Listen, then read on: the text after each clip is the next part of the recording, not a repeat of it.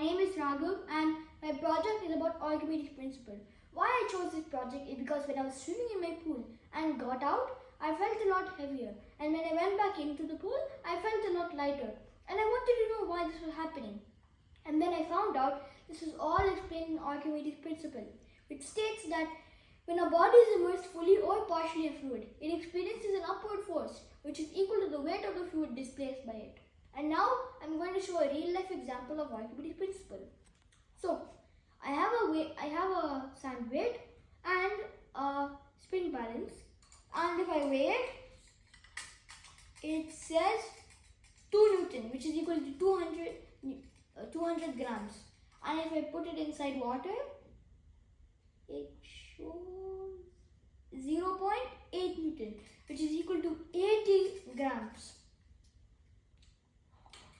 And to get our buoyant force, we need to subtract the real weight from the apparent weight. The real weight is the weight outside water, which is 200 grams, and the apparent weight, which is the weight inside water, is 80 grams. It is called the apparent weight because it appears to be a different weight. And now we will calculate the displaced water. So, if I put this object into a 300 ml filled beaker, it went until 420 ml, which actually the object displays 120 ml. And now we will find the weight of the displaced water. So,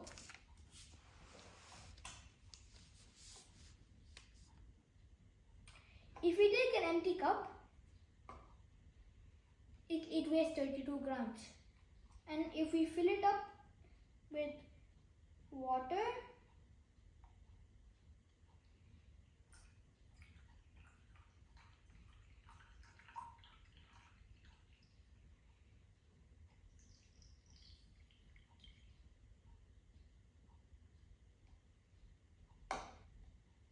it weighs 152 grams.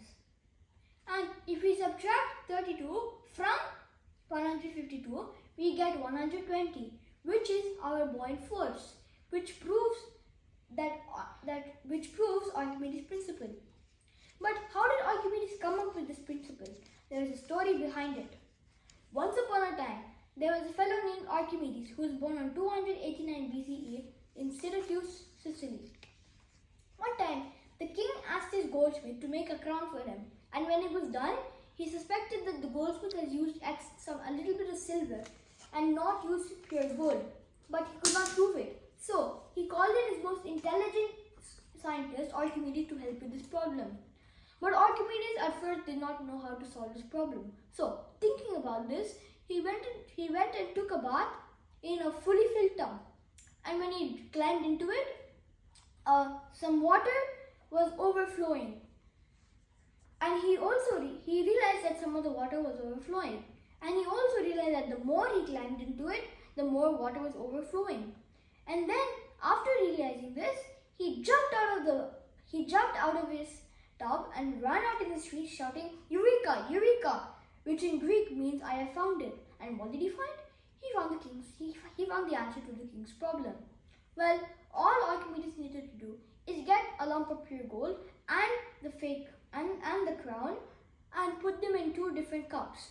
And if they displace different amounts of water, then the goldsmith has actually cheated. But what if the goldsmith has only used 10% silver or like 90% gold? Then it would be too hard to notice the difference between the 2 displaced water. So Archimedes came up with a brilliant idea. But I would actually show you the experiment, but I actually do not have a gold crown and a lump of pure gold. But I have 2 similar items. I have a sandbag.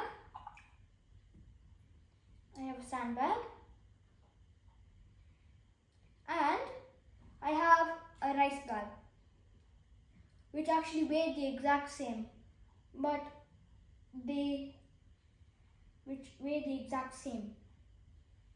So I did this.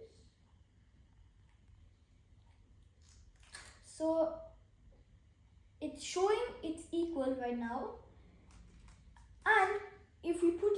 water, the sandbag, since it was more dense, it sunk first. Similarly to this, the lump of pure gold actually sank first, and the crown was actually still floating, which actually proved that the goldsmith was actually cheating. And if we actually talk about Archimedes' principle, it's also about buoyancy. And when we talk about buoyancy, the first thing that comes to our mind is ships. And how do ships float? Well, ships are actually meant to displace, or made in such a way to displace a lot of water, which increases the buoyant force. And the ships inside are actually mostly hollow, which decreases the density of the ship. And also, how does a ship stay upright and not tilt side to side? Well, it's actually because a ship's bottom is actually curved and not straight. And since it is curved, it allows it to move straight without tilting. Thank you.